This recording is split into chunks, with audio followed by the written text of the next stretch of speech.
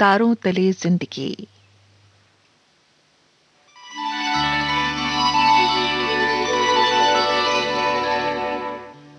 तारों तले जिंदगी इस सीरीज में हम आपके लिए लेकर आए हैं हिंदी साहित्य जगत की कुछ चर्चित कहानियों और उपन्यासों पर केंद्रित नाट्य वाचन। इस कड़ी में प्रस्तुत है मुंशी प्रेमचंद का लिखा चर्चित उपन्यास प्रेमा। तो आइए सुनते हैं प्रसिद्ध उपन्यास प्रेमा का रेडियो नाट्य वाचन।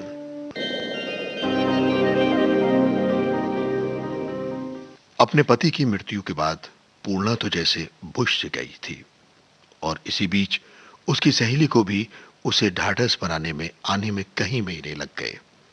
दोनों सहेलियां जैसे एक जैसे दुख की भागी हो गई थीं। और उधर बाबू अमृत राय का अनकहा प्रेम। आगे सुनते हैं प्रेमा के रेडियो नाट्य वाचन की 19वीं कड़ी। वक्त गुजर रहा था मगर जबान किसी की नहीं खुलती थी। आखिर पूर्णा ने कहा, आजकल तेरा जी अच्छा नहीं है क्या? बिल्कुल गल कर कांटा हो गई है तू। प्रेमा ने मुस्कुराने की चेष्टा की और फिर कहा, नहीं तो मैं तो बहुत अच्छी तरह हूं। तुम तो कुशल से रही ना। पूर्णा की आंखों में आंसू टपटपाए। बोली, मेरा कुशल आनंद क्या पूछती हो सखी। आनंद तो मेरे लिए सपना हो गया है।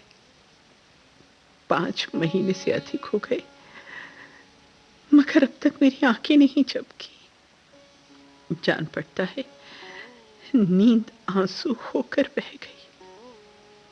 प्रेमा, ईश्वर ही जानता है सखी। मेरा भी तो यही हाल है। हमारी तुम्हारी तो एक जैसी ही गत है।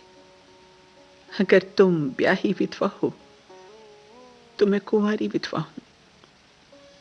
सच कहती हूं पूर्णा, मैंने ठान लिया है कि अब परमार्थ के कामों में ही जीवन बिताऊंगी। पूर्णा बोली, कैसी बातें करती हो। मेरा और तुम्हारा क्या जोड़।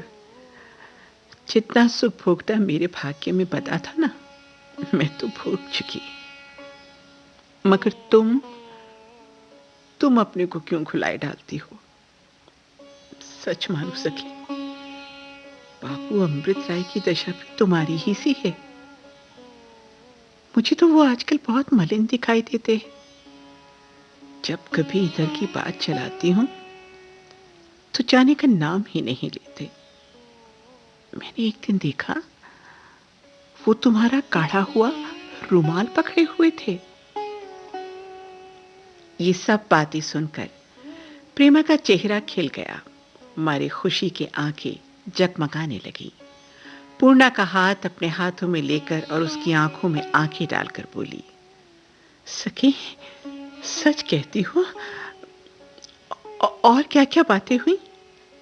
पूर्णा मुस्कुराकर बोली, अब क्या सारा आज ही सुन लोगी? अभी तो कल ही मैंने पूछा था कि आप ब्याह कब करेंगे, तो बोले जब तुम चाहो। मैं तो लजा गई। प्रेमा, अरे सखी तुम बड़ी ठीठ हो। क्या तुमको उनके सामने निकलते बैठते लाज नहीं आती? पूर्णा, लाज क्यों नहीं आती, मगर बिना सामने आए काम तो नहीं चलता सखी। उनसे क्या पर्दा करूं।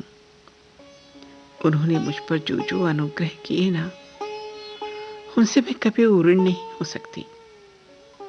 पहले ही दिन जबकि मुझ पर यह विपत्ति पड़ी, रात को मेरे यहां चोरी हो गई। जो कुछ असबाब था पापियों ने मूस लिया। उस समय मेरे पास एक कौड़ी भी नहीं थी। मैं पड़ी फिर में पड़ी हुई थी कि क्या करूं क्या ना करूं। जिधर आंख उठती अंधेरा ही दिखाई देता। और उसके तीसरे दिन बाबू अमृत राय आए।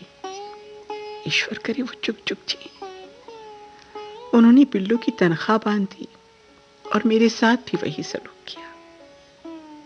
अगर उस वक्त आड़े न आते तो गहने पत्ते सब बिक जाते। सोचती हूं, इतने बड़े आदमी होकर मुझ भिखारिन के दरवाजे पर आते हैं। उनसे क्या पर्दा करूं सखी। और दुनिया ऐसी है कि इतना भी नहीं देख सकती। वो जो अपने पड़ोस में पंडाइन रहती है ना, कई बार आई और बोली, सिर के बाल मुड़ा लो, विधवाओं को बाल नहीं रखने चाहिए। मगर मैंने अब तक उनका कहना नहीं माना। जानती हो सखी, इस पर सारे मोहल्ले में मेरे बारे में तरह तरह की बातें होती हैं। कोई कुछ कहता है, कोई कुछ। जितनी मुंह उतनी बातें। बिल्लू आकर सारी बातें बताया करती है, सब सुन लेती हूँ, रो धोकर चुप हो जाती हूँ। मेरे भाग्य में तो बस दुख भोगना, लोगों की जली कटी बातें सुनना ही लिखा होता है। मगर चाहे कुछ हो, मैं इन बालों को मुंडवाकर मुंडी नहीं बनना चाहती। ईश्वर ने सब कुछ हर लिया, क्या अब इन बालों से भी हाथ धो दूं? ये कहकर पूर्णा ने कंधों पर बिखरे हुए लंबे लंबे बालों पर ऐसी दृष्टि से देखा मानो वो कोई धन हो। प्रेमा ने भी उन्हें हाथ से संभाल कर कहा, नहीं नहीं सखी, खबरदार बालों को जो मुड़वाया।